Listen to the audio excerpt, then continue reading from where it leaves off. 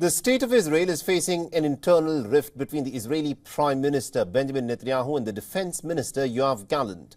Netanyahu, in fact, traded barbs with his Defense Minister, underscoring the internal split, which continues to worry the government as concerns are on the rise of a potential all-out war in West Asia. Now, according to reports that are doing the rounds in the Israeli media, in a private briefing for a parliamentary committee on Monday, Yoav Gallant stated that the hostage deal is being stalled due to the state of Israel, and that while the defense establishment backs the deal, there has been a lot of nonsensical talk that is going on about total victory. Now, Netanyahu's office also issued a statement rebuking Gallant. The statement read, and I quote, "When Gallant adopts an anti-Israel narrative, he harms the chances of reaching a hostage deal." Now, Bibi further went on to state that it wasn't Israel, rather it was Yahya Sinwar who was hampering the chances at a hostage deal. The statement also mentions that Israel's total victory is still aimed at the elimination of Hamas and bringing back the remaining hostages alive, and that this obligates everyone, including the defense minister. Now, following Netanyahu's counter, Yoav Gallant took to the social media site X to defend himself, emphasizing that he is determined to meet the goals of the war and to continue fighting. Now, this exchange has come as Israel has been bracing for a potential reprisal by Iran and the Iranian-backed Hezbollah from southern Lebanon. This after the state of Israel assassinated a senior Hezbollah leader, Fuad Shukr, in Beirut, and the political leader of Hamas, Ismail Haniyeh, in Tehran. The public reprimand of Yoav Gallant, who has repeatedly clashed with Netanyahu and also the nationalist religious parties in his coalition, is the latest episode of the internal strife that has persisted since the government took office in 2022. The last year, Netanyahu had tried to sack Yoav Gallant over his opposition to plans to curb the power of the Supreme Court, but was forced to reverse it in the face of the mass protests by hundreds of thousands of Israelis. Now, commenting on the very public row between both the Israeli politicians, Hamas's leader Izzat al-Risk has stated that Gallant's admission backed what the group had been stating, that it was Netanyahu who was lying to the world and to the families of the hostages, and that he simply did not care about the lives of the hostages and simply did not want to reach a ceasefire agreement.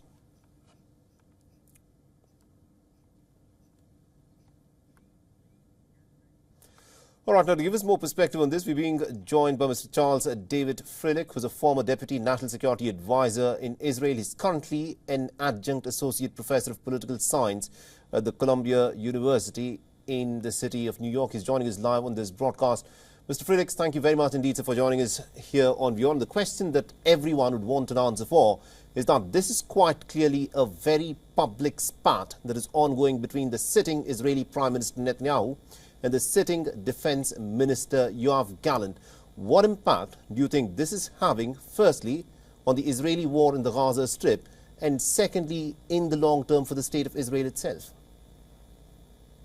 Well, first of all, Israeli politics have always been nothing if not rather fierce and tough politics.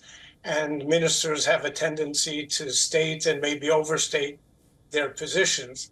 Now, it's not that Gallant said, the defense minister said that it is Israel and not Hamas, which is the cause of the failure, so far at least, in the hostage swap talks, but that he believes that the objective of total victory is something that is not really feasible. Mr. Freilich, if I can just interject there, it's not the talk just of a total victory. This is something that has appeared within the Israeli media, where Yoav Gallant is accusing the Israeli Prime Minister Netanyahu of not reaching a ceasefire deal. Yoav Gallant is accusing the Prime Minister of being the problem for not reaching a ceasefire deal and bringing home the hostages. Well, again, I don't think he is putting all of the blame on the Prime Minister. I think he is saying that setting the goal of total victory is unrealistic, because, I mean, what does that mean? No one believes that you can kill every last Hamas fighter. There will always be at least small military elements or terrorist elements still capable of fighting.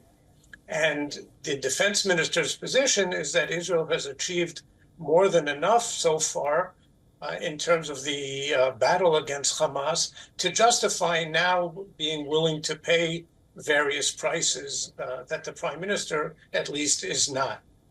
If you want total victory, then this is something that could go on for years. And frankly, it may in any event.